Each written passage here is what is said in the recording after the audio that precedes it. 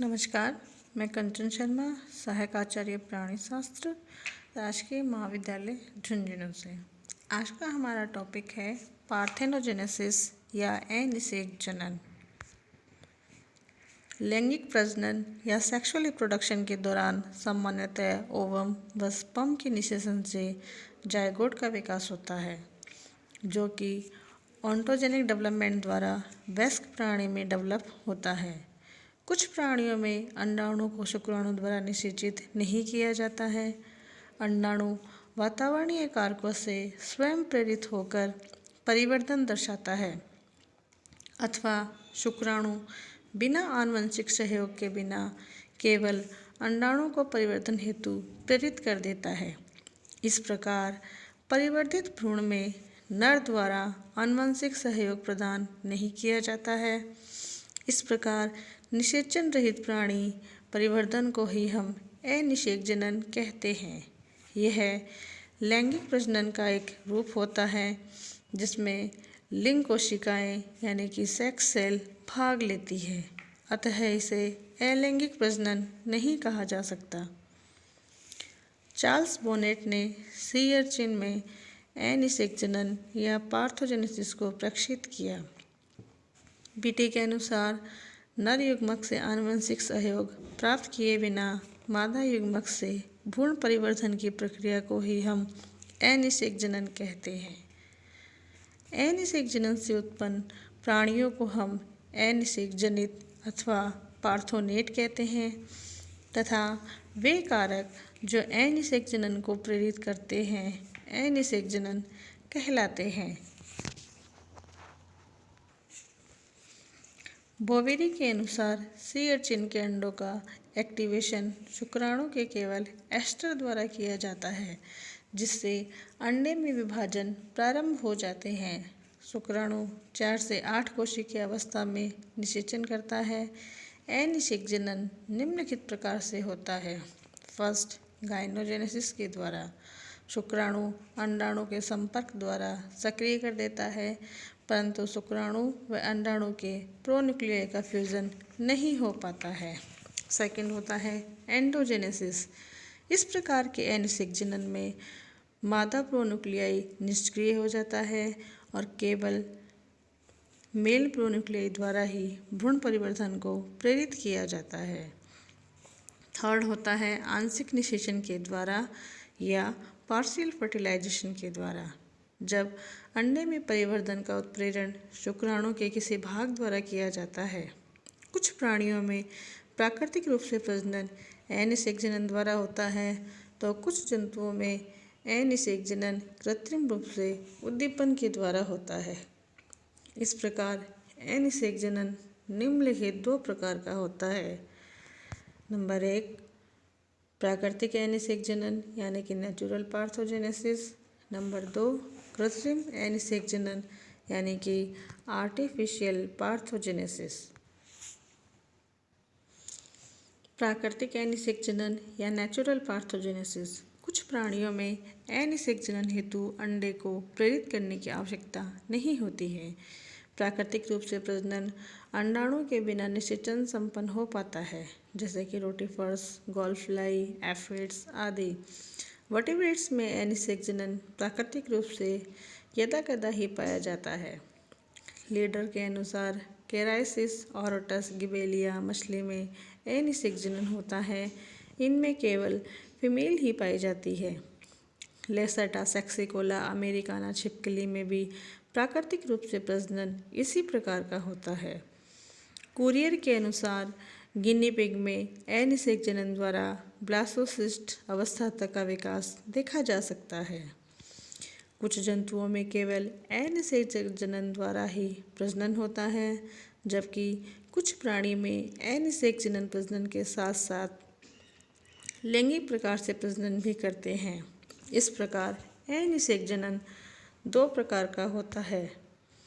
Complete parthenogenesis यानी कि पूर्ण अनिषेक जनन और इनकम्प्लीट पार्थोजेनेसिस या चक्रीय या साइक्लिक पार्थोजेनेसिस।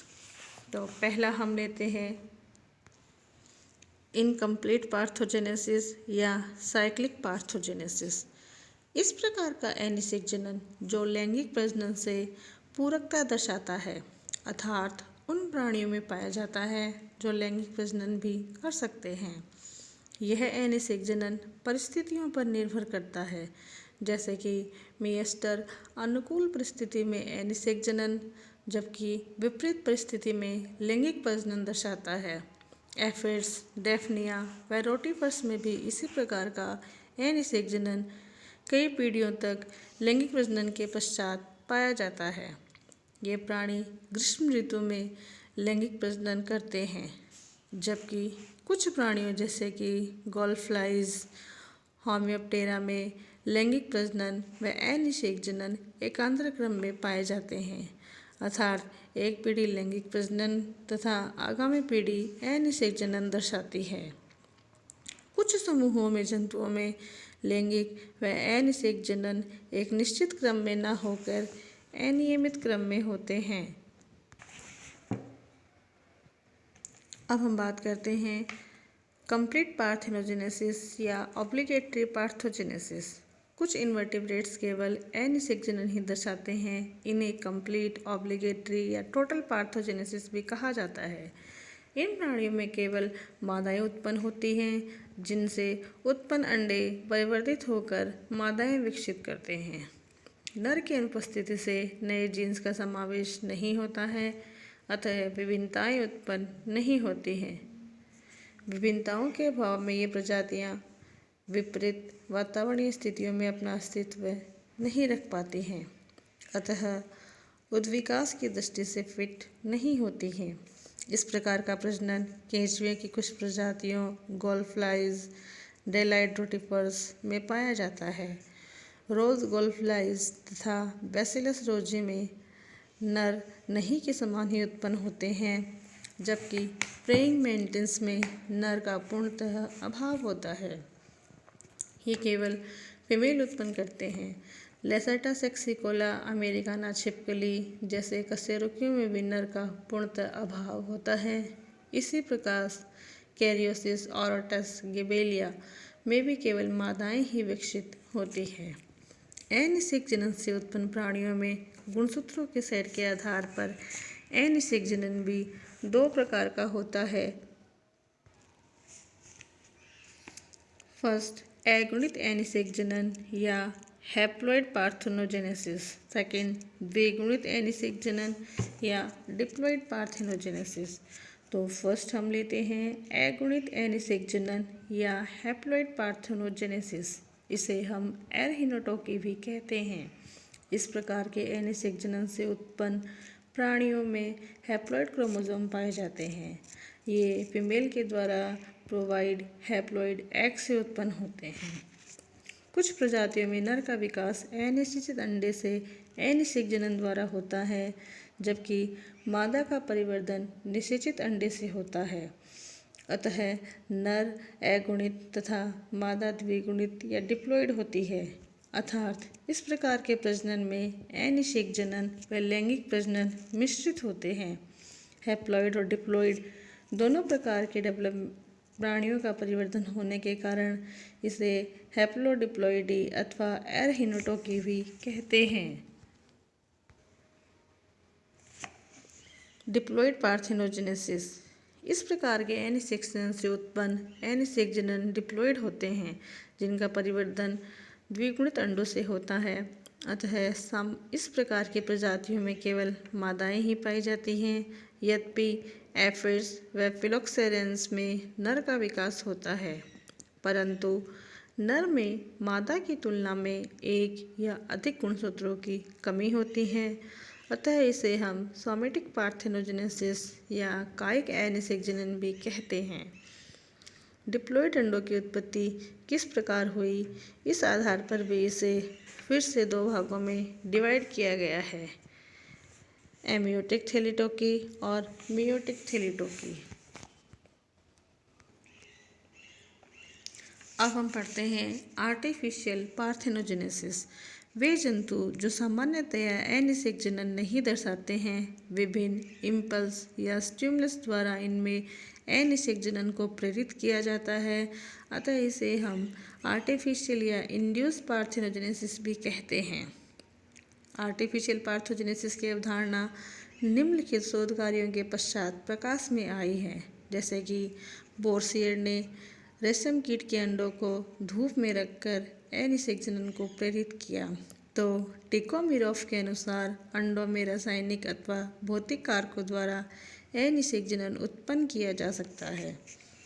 टी.एच. मॉर्गन ने सी अर्चिन के अंडों को लवणीय जल से ट्रीट करके परिवर्धित किया और पाया कि प्राणी परिवर्धन हेतु नर से आनुवंशिक सहयोग अनावश्यक होता है।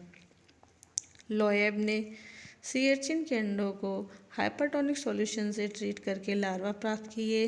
सी अर्चिन ऑर्बिसेरिया में अनिषेक जनन उच्च अम्लीयता, उच्च क्षारीयता, तापमान, ठंडक तथा पराबैंगनी विकिरणों द्वारा प्रेरित कर सकते हैं।